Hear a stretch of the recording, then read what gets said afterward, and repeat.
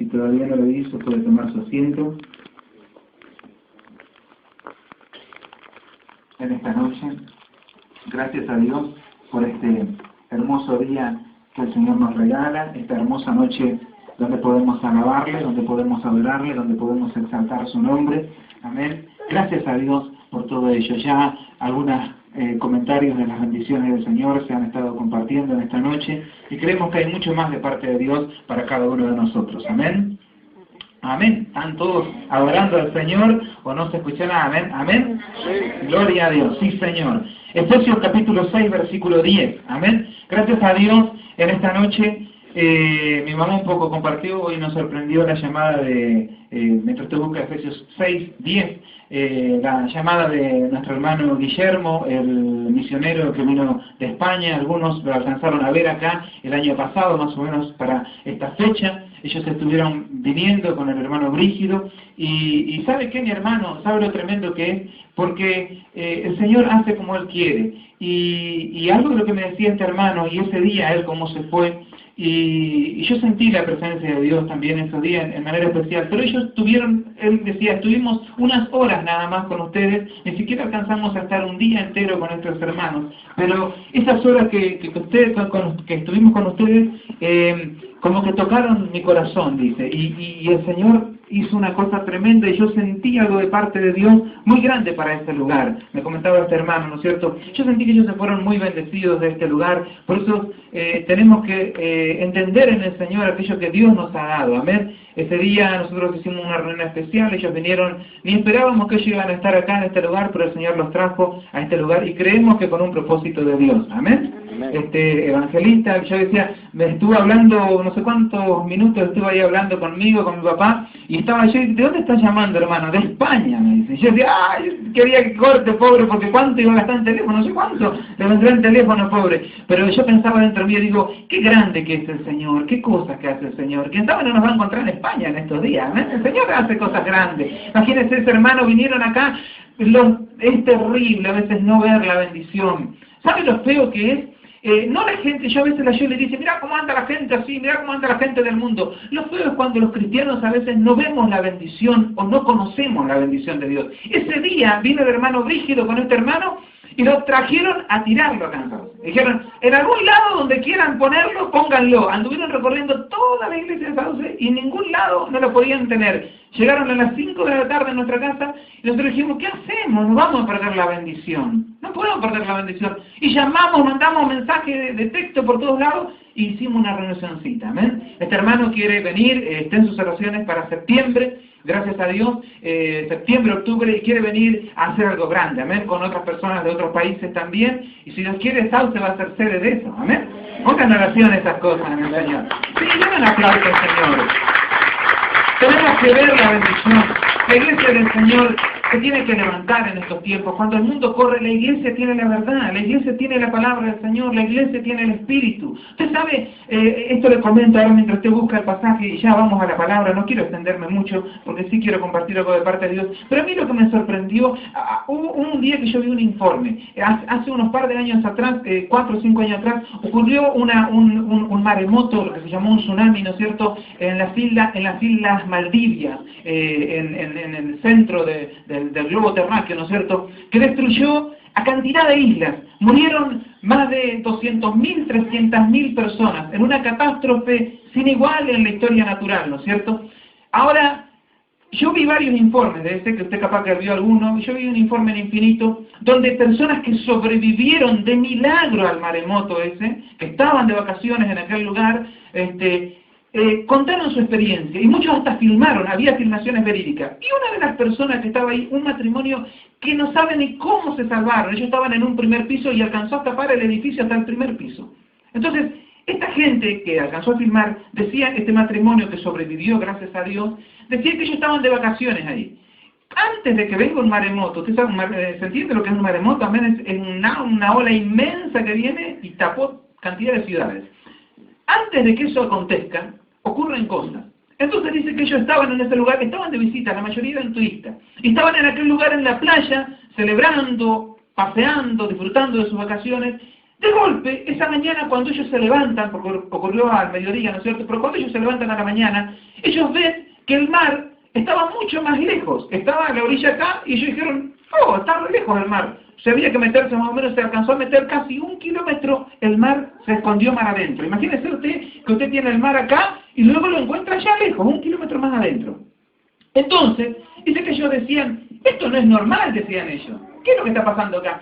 Ahora, fíjese lo que ellos decían, estas personas, esto es el testimonio verídico, ellos decían, pero nosotros no nos asustamos, ni no nos sorprendió, porque dijimos será normal, nosotros éramos nuevos en ese lugar, porque los nativos de la región, ¿saben lo que andaban haciendo? Porque el mar se escondió, quedaron cantidad de pececitos y pulpitos en la playa, en los pocitos, y empezaron a recoger los pulpos. Entonces, si los nativos de ese lugar, los que son de aquí, no se sorprenden, debe ser normal, dijeron ellos. Y los nativos sabían que no era normal. Si alguien tenía que saber, eran los de ahí. Entonces ellos lo que decían, lo tremendo era que nosotros no nos íbamos a dar cuenta nunca, porque no sabíamos de eso. Pero los que sí sabían, se tenían que haber dado cuenta. ¿Amén? Por eso yo digo, la iglesia, cuando ve los tiempos, cuando ve las cosas que ocurren, la iglesia que tiene la verdad sí se tiene que dar cuenta. Que el mundo no se dé cuenta, están sin fe, sin Dios y sin esperanza. Pero si la iglesia no se da cuenta, eso sí que es triste. ¿Amén? Entonces, qué importante es entender los tiempos de bendición de parte de Dios y las cosas que el Señor nos brinda. Hay muchas cosas de parte de Dios, nosotros estamos orando, confesando en el Señor, días de bendición. Esta semana, nosotros probablemente la semana que viene no estaremos aquí en Sauce, si Dios quiere estamos confiando por fe que nos vamos a ir unos días para Mar del Plata, y son también cosas que queremos hacer para la iglesia, amén, para proclamar este año 2009 en bendición. Cuando vengamos vamos a venir con algunas ideas nuevas, algunas cosas del Señor nuevas, entonces esté preparándose para un 2009 en gloria. Hay mucha visión de parte de Dios, hay muchas cosas que el Señor quiere hacer y vamos a estar orando por todas esas cosas, amén. Va a estar orando por nosotros, amén. Entonces estamos, y de eso quería compartir un poquito. Efesios capítulo 6, versículo 10. La armadura de Dios, amén. Por lo demás, hermanos míos, fortaleceos en el Señor y en el poder de su fuerza, vestidos de toda la armadura de Dios, para que podáis estar firmes contra las acechanzas del diablo. Porque no tenemos lucha contra sangre y carne, sino contra principados, contra potestades, contra los gobernadores de las tinieblas de este siglo, contra huestes espirituales de maldad en las regiones celestes. Por tanto, tomad toda la armadura de Dios, para que podáis resistir en el día malo, y habiendo acabado todo, estar firmes. Estad pues firmes, ceñidos vuestros lomos con la verdad, y vestidos con la coraza de justicia, y calzados los pies con el apresto del Evangelio de la paz. Sobre todo, tomad el escudo de la fe, con el que podáis apagar todos los dardos de fuego del maligno, y tomad el yelmo de la salvación y la espada del Espíritu, que es la palabra de Dios, orando en todo tiempo, con toda oración y súplica en el Espíritu, y velando en ello con toda perseverancia y súplica por todos los santos, y por mí, a fin de que al abrir mi boca me sea dada palabra para dar a conocer con denuedo el misterio del Evangelio, por el cual soy embajador en cadenas, que con denuedo hable de él como debo hablar. Amén. Los eruditos de la palabra, las personas que estudian la Biblia y aquellos que estudian los escritos de Pablo, ellos dicen que el libro de Efesios, la carta a los Efesios, es una carta muy especial y muy bonita, y es como que trae un bálsamo de agua fresca y una revelación tan linda de parte de Dios, que es maravilloso poder leerla. Aquellos eruditos de la palabra por ahí que estudian y que leen un poquito de la Biblia, ¿no es cierto? Ellos dicen que Efesios es un momento donde el Pablo de las Escrituras se encuentra inspirado tremendamente por el Espíritu Santo y trae una revelación tremenda sobre la iglesia del Señor.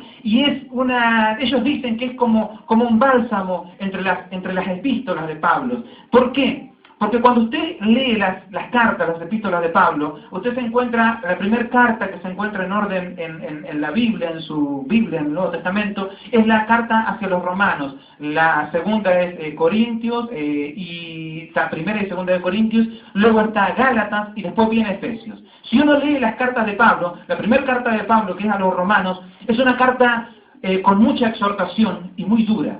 Es muy fuerte y habla pero muy fuerte en contra de lo que es el judaísmo, de lo que es el fariseísmo, y le habla muy duramente a Israel. Le dice que ellos perdieron la salvación y dice que ellos buscaron por obra lo que era por fe. Y comienza a hablar, si usted lee Romanos, va a encontrar que son palabras muy duras para aquellos israelitas. Y era una carta bastante dura y bastante fuerte. la carta a los Corintios, si Romanos era fuerte, carta a los Corintios es más fuerte todavía. Y Pablo habla y comienza a contrictar al pueblo y le habla de tal manera que le dice a los Corintios, ustedes debiendo ser ya adultos espirituales, son niños. Y le habla tan duro y tan fuerte que dice Pablo que los hermanos cuando escuchaban la palabra o escuchaban la lectura de la carta de Pablo, se largaban a llorar amargamente. Y Pablo decía, bien que lloren, porque el espíritu le contricta. Y era una palabra durísima. Y si usted ve, estas cartas son durísimas. Usted dice, Gálatas será mejor. Es peor Gálatas. Gálatas capítulo 3 dice, oh Gálatas, insensatos. Le dice, imagínense, yo voy a la iglesia y le digo, puerta del cielo, son todos los insensatos. Me van a correr. Le dice, necios, le dice a los Gálatas, tan necios soy. Mucho me temo que he trabajado en vano con ustedes. Palabras durísimas, terribles, que solamente Pablo las podía llegar a decir. Entre esas cartas, la que sigue es Efesios. Y cambia toda la tonalidad del discurso. Y este Pablo, así como vemos en las cartas de Pablo, la mayoría de las cartas de Pablo tienen duras exhortaciones. Hay 2 o 3 cartas que no tienen exhortaciones duras y entre ellas se encuentra Efesios. Y hay una sola, que es la de Filemón, que tiene todo elogios, ¿no es cierto? Para Filemón, en la carta de Filemón, son todos elogios y honores que le hace Pablo. Pero la carta de los Efesios es una de las pocas que no tiene exhortaciones duras y tan francas como las que solía traer Pablo. En la carta a los Efesios, cuando él habla, él dice, la iglesia del Señor es una iglesia gloriosa, es una iglesia victoriosa, es una iglesia triunfante, es una iglesia que está sentada en los cielos con Cristo Jesús, es una iglesia que gobierna con Cristo y quiere al Señor, dice que ustedes entiendan cuál es la supereminente grandeza que Dios le ha dado a su iglesia, dice la plenitud de Cristo, aquel que todo lo llena en todo, el cual puso todo debajo de sus pies, el cual es su cuerpo, el cual es la iglesia. La iglesia del Señor es victoriosa y triunfante, dice en Efesios. Entonces ¿por qué ve el cambio de tonalidad tan tremendo entre una carta y otra carta? Cuando nosotros a veces leemos las cartas y nosotros decimos, qué grande Filemón porque le dio todo elogio, o qué grande los Efesios porque no hubo exhortación. Y a veces nosotros, cuando vamos a la Biblia, cuando vamos a los escritos bíblicos, a estos libros que nosotros tenemos en la Biblia, nosotros le decimos epístolas. Las epístolas son cartas. Era Pablo, ¿no es cierto?, un fundador de iglesias, un apóstol que iba evangelizando. Entonces cuando él iba evangelizando, dejaba establecida una iglesia con obreros, con pastores, con líderes, y se iba. Trabajaba unos meses, a veces un año, a veces algunos días, ¿no es cierto?, y dejaba establecidas iglesias. Se iba. Cuando él se iba, tardaba en volver. Entonces mientras él tardaba en volver, él mandaba cartas desde donde estaba, donde le comentaban los problemas que había por ahí en la iglesia. ¿Y por qué eran las cartas a veces duras? Porque a veces cuando Pablo dejaba un obrero, cuando Pablo dejaba un pastor, por ahí la iglesia no lo reconocía, se levantaba. Por eso cuando habla de Timoteo, Pablo dice, Timoteo, que nadie tenga en poco tu juventud. Entonces cuando había un problema en la iglesia, los pastores o los líderes que habían sido establecidos decían, vamos a consultar con Pablo, que es nuestro apóstol. Y entonces con Pablo le mandaban, ¿y por qué hablaba tan duro? Porque había cosas tremendas que a veces que había que lidiar. Y Pablo entraba de una manera tremenda y le decía, ustedes tienen que hacer esto. Entonces leía el pastor, ¿no es cierto? Decía, acá mandó la carta a Pablo y comenzaba a leer. Y lo leía a la iglesia. Y no era la palabra del pastor, sino que era la palabra del apóstol revelada hacia la iglesia. Amén. Entonces, esa era la forma que tenía de trabajar Pablo. Por eso a veces era duro. Y en un punto, en la iglesia de los Corintios, donde él le habla, él tenía que tratar con ciertos temas y trata con el desorden en la iglesia, que no haya desorden en la iglesia. Trata con otro punto, un punto muy fuerte en Corintios, donde él le habla tremendamente fuerte. Es donde se encuentra en medio de la iglesia un caso de incesto, un caso gravísimo. Entonces Pablo trata ese tema y lo ministra a través de la carta que él manda. Por eso a veces eran durísimas las cartas. Pero cuando nosotros pensamos, si estas cartas eran solamente para ellos, nosotros estamos en un error, porque las cartas de Pablo se hicieron libros y se hicieron canónicos, se empezaron a incorporar en la Biblia, porque cuando esas cartas eran leídas en las iglesias, ministraban tremendamente, y a veces no se las leía una vez, sino que se las alcanzaba a leer 2 y 3 veces, y a veces esas cartas eran tan lindas que agarraban y se las pasaban a las otras iglesias, ¿no es cierto? Hasta el día de hoy existen los papiros originales, entonces pasaban, y así es como que esa palabra, inspirada por el Espíritu Santo, era la palabra de Dios. Es como, en aquel tiempo no había DVD, en aquel tiempo no había CD, a veces nosotros agarramos y decimos, mirá, escuché un CD de un predicador, está linda la predicación, y nos pasamos el CD, ¿no es cierto? Bueno, así eran las cartas, no había CD, no había DVD, entonces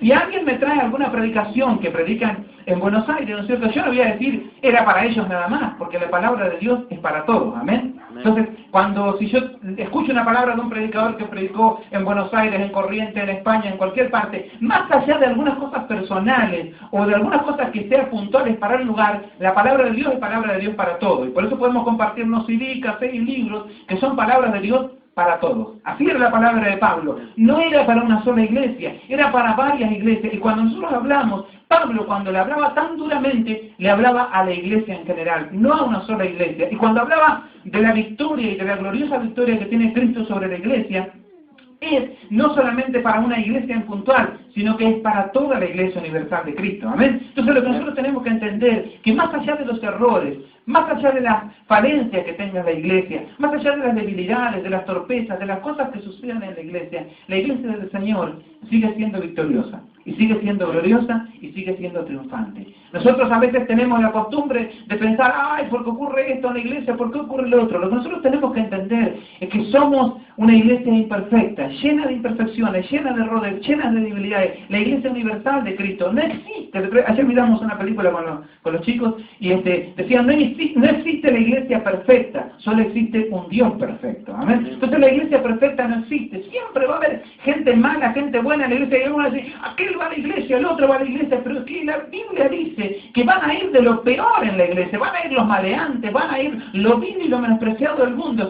Escogió Dios para avergonzar a los sabios, amén, porque brilla más el tesoro de Dios en vasos de barro. Por eso no nos sorprendamos si a veces la iglesia tiene falencias o tiene errores o decae un poco. La iglesia del Señor es victoriosa más allá de todo. Amén. La iglesia del Señor se levanta triunfante más allá de sus errores, de que a veces las personas nosotros decimos, oh, y este va a ir al cielo, este pertenece a la iglesia, el otro. El Señor sabe a quién escogió. Amén. Es una iglesia imperfecta, pero a pesar de ser imperfecta, el misterio es que la iglesia, a pesar de ser imperfecta, es santa y pura para el Señor. Amén. Es gloriosa, no deja de ser triunfante, no deja de levantarse y de sentarse en los lugares celestiales con Cristo. Es la iglesia del Señor, columna y baluarte de la verdad, más allá de los errores, de hermanos que caigan y hermanos que se levantan, ¡ay, se cayó un hermano! Y nos caemos todos, decimos, ¡ay, pasó tal cosa en la iglesia! Va a pasar de todo en la iglesia, en esta iglesia y en todas las iglesias, porque a veces nosotros somos seres humanos, ¿no es cierto? Y Dios pone ese tesoro en vasos de barro, pero la iglesia del Señor, a pesar de nuestros errores, sigue triunfante. Eso es lo glorioso, eso es lo victorioso. Amén. Cuando yo leí una vuelta, yo hay un libro, ese libro no lo leí, pero yo pude ver la portada de un libro en una librería cristiana que a mí me impactó, hasta el día que lo tengo grabado en mi mente.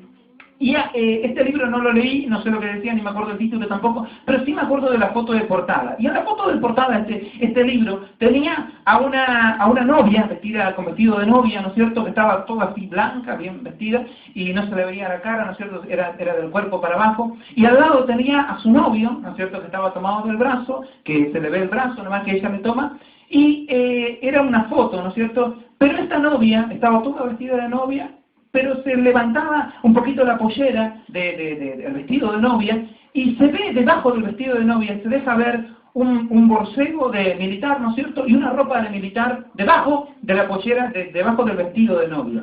Y yo no recuerdo bien de qué era el libro, pero me parece que hablaba sobre la guerra espiritual o algo de eso. Y siempre me quedó grabado, qué tremenda imagen esta de la novia que era la iglesia, que es la iglesia del Señor, ¿no es cierto?, vestida para la guerra, vestida para la batalla.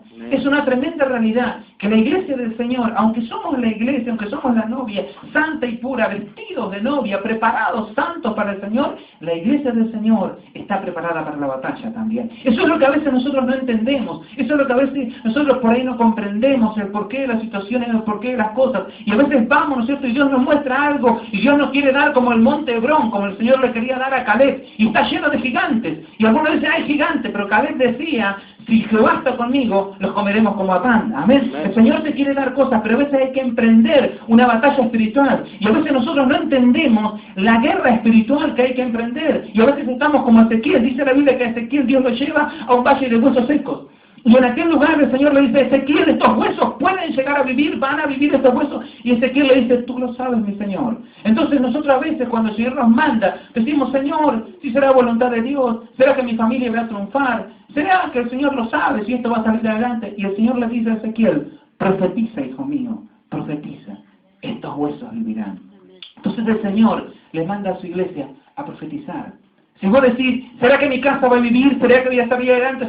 ¿Será que se van a convertir mis hijos? ¿Será que se va a sanar mi cuerpo? El Señor te dice, profetiza, hijo mío. No diga, tú lo sabes, si es voluntad del Señor, Él me va a levantar. Si es voluntad del Señor, no. Profetiza en el nombre de Jesús. El Señor te manda a la guerra, a la batalla. Nada mejor que esa imagen tan tremenda, donde en aquel tiempo las armas de guerra eran las que veía Pablo en aquel soldado romano, pero hoy en día sería una novia, ¿no es cierto?, calzada, yo me la imagino con vestido de novia, pero cruzaba las balas de ametralladora, ¿no es cierto?, con una ametralladora en su mano y con una granada, y estaba así lista para la guerra. Aunque está vestida de novia, la iglesia del Señor está lista para la guerra también. Esa es la iglesia que se tiene que levantar en este tiempo, una iglesia profética, que profetice, porque el Señor te va a mandar a profetizar, te va a decir, no esperes más en mí, profetiza, hijo mío, profetiza, hijo mío, profetiza sobre los huesos secos, y esos huesos van a vivir. No diga, y el Señor lo sabe, ¿será que va a vivir? Me casé, el Señor lo sabe, si se va a salvar mi hijo, el Señor lo sabe. No, profetiza, mi hijo es salvo en el nombre de Jesús, amén. Profetiza sobre tu cuerpo, yo soy sano en el nombre de Jesús.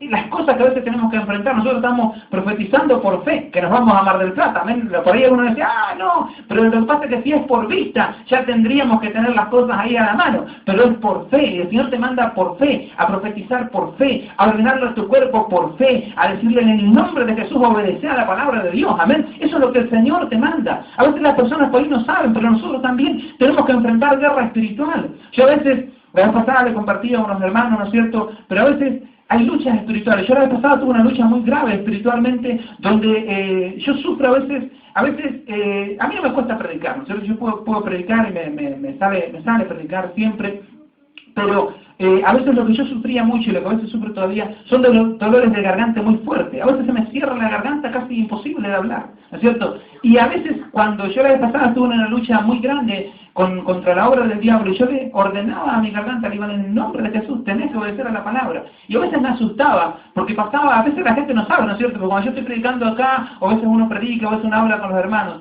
pero a veces realmente me costaba mucho hablar. Gracias al Señor, el Señor me sanó, hizo un milagro en mi vida, y ya hace tiempo que ando bien, pero a veces, por años enteros, sufrí de dolor terrible de garganta. Cuando yo te hablaba, por algo no sabía, pero yo cuando te ministraba, cuando yo te hablaba y pasaba horas enteras hablando, mi garganta estaba roja y ardía en fuego, pero yo le profetizaba en el nombre de Jesús. Tenés que hablar la palabra del Señor, amén. Entonces el Señor te manda a profetizar. Profetiza, hija mía, profetiza, hijo mío. Estos huesos van a vivir, amén. La iglesia del Señor, por eso es que a veces no entendemos, nosotros queremos estar, hay personas que quieren estar. ¿Por qué? ¿Por qué es tan difícil la iglesia del Señor? Porque la iglesia del Señor, si estuviera vestida como novia, y ya decimos, bueno, nos vamos con el Señor, listo, hay algunos que quieren estar leyendo la Biblia todo el día, orando todo el día, o estando en la iglesia todo el día. No se puede, porque la iglesia está en guerra. Si vos estás, ¿cierto?, la iglesia está vestida de novia, está tranquilita, sentada, no, pero la iglesia está en guerra, está vestida de novia, tiene que estar preparada para escuchar la trompeta, pero además tiene que estar preparada para presentar batalla. ¿Para qué? Para que cuando haya una guerra espiritual vos estás preparada para presentar batalla, preparado para presentar batalla. Pero si viene el Señor, dejas la arma y te vas con Cristo, amén. Glorioso en Dios. Esa es la iglesia del Señor. A veces no entendemos el por qué, porque vos cuando venís acá nosotros estamos alabando y adoramos al Señor y cantamos, y vos estás acá como la novia del Señor, lo abrazás, te amo Señor, me amás el Señor y me toca el Señor, pero cuando salís de acá, salís con armas de guerra, a vencer al diablo, a derrotar al enemigo, amén.